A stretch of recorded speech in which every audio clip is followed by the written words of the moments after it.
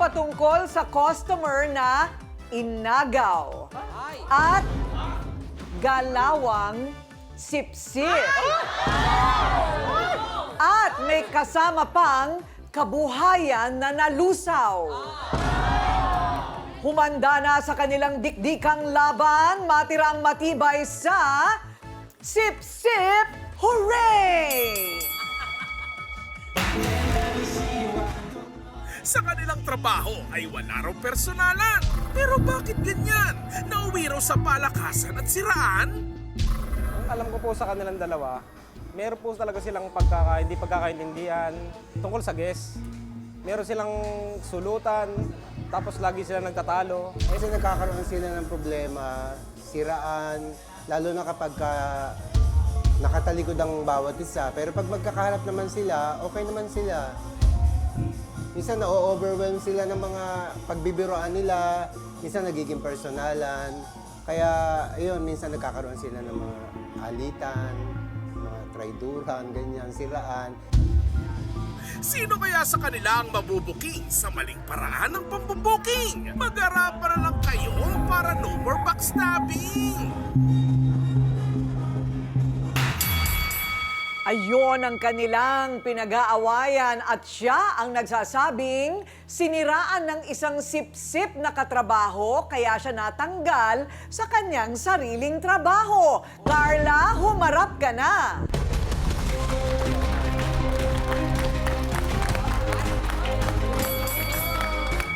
Ano ang work mo? Manager po. As Manager. Manager sa bar. Sa bar. Anong klaseng bar ito? Hosto bar po.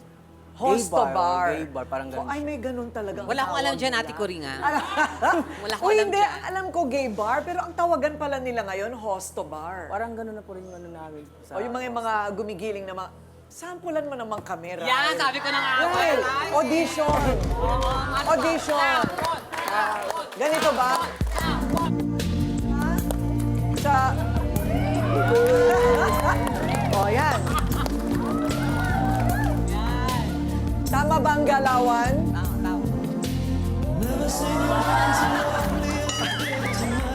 Yan, right? O, di ba? Yan! Yan!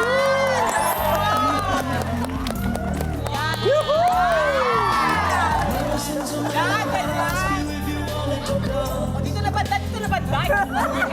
Yan, yan! Ay, may upuan talaga. Ba't ikaw umupo? Kapagod ako eh. Diyos ko, lalaki ba ako? Babae ako. Sa tama ba ang galawan, Carla?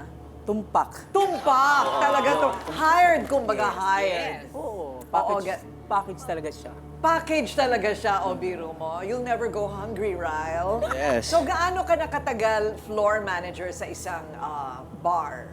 5 years or mga 6 years na rin po. Ah, matagal na rin. Yung talagang alam mong gawin. Kumbaga, Opo, dun na, no? So, ano nangyari? Bakit ka natanggal sa trabaho? Ayun po, ginawa sa akin po na meron po akong guest na yung parang pinag-aanoan namin na pinaka big time pong guest na pinag-iingat-ingatan ko na hindi mapunta sa ibang manager. Pero wala naman problema po pag nandiyan naman po yung guest na yon. Ano naman po sila para bless naman po pala sa lahat. Okay. Yun nga lang po, hindi ko lang talaga matanggap, Ma'am Kuring, yung mga nangyayari sa akin na pag wala ako sa tabi ng guest ko, sinisiraan po ako. Very wrong. Yes, galing pong Japan. Japan po siya. Ngayon, iniingatan ko po talaga siya na hindi mawala sa akin kasi malaking tulong po sa akin yun kasi every night na pag nandoon siya, binibigay niya sa akin yung mga gusto niya. Anong gusto mo paano ko sa baby mo, ganyan. Yun ang nangyari sa Kasi akin. ang mga Hapon ay very generous daw. So, ito ay suki mo na. Opo. Suki mo Regular na. ko na po talaga siya. Nawala siya sa'yo. Nawala po siya sa akin. Bakit? Ngayon po, ang ginawa po kasi sa akin, ma'am, yung isang manager na umupo lang doon at inutusan po ako na magpapalit ng lapad, ang pagkakaano niya sa akin, 7 lapad daw po yun. Pero ang pagkakalam ko, 5 lapad lang po yun, ma'am.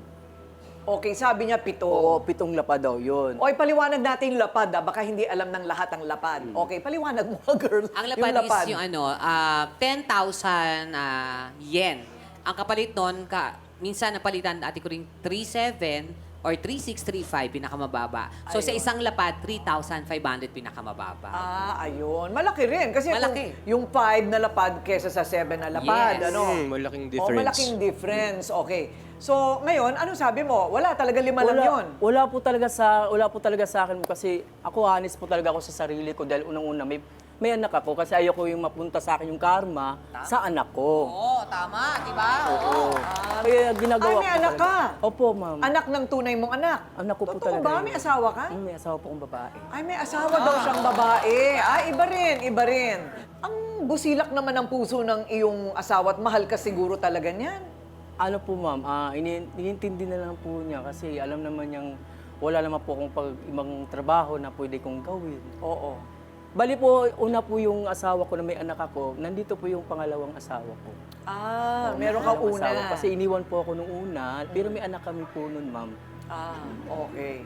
Bakit ka naman sisiraan nito? Meron ba kayong pinagdaanan? Meron kayong pinag-awayan? Matagal na po siyang ganun ma'am eh. Talagang mahilig talaga siyang manira. Hindi lang sa akin, pati sa lahat ng mga makasamahan ko, yung mga nag-show, mga showgirl na bakla ng mga ano, sinisiraan din po niya. Talagang ugali na talaga niya yun.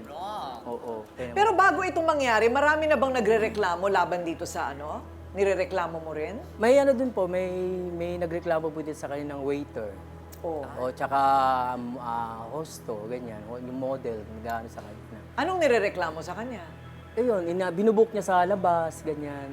Siya nagpipresyo, ganyan. Tapos ngayon, nalaman ng may-ari. Pinayaan na lang kasi wala namang prueba o ano. Parang iniipit niya yung lalaki, yung mga model namin na wag magsumbong, wag mag-ano. Kaya yun. Ayun. Prinsipyo pagdating sa pera.